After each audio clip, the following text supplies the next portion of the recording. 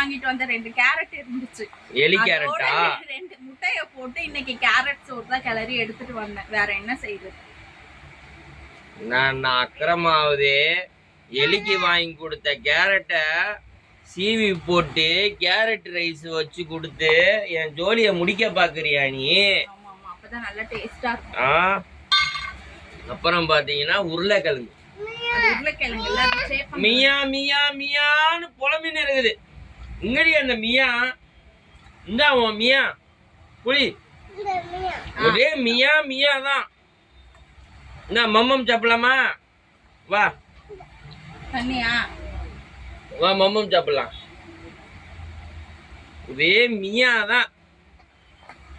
நான் போடல சாப்பிடும் போது இன்னைக்குதான் நான் ரொம்ப நாள் வச்சு தண்ணி வச்சு சாப்பிடுறேன்.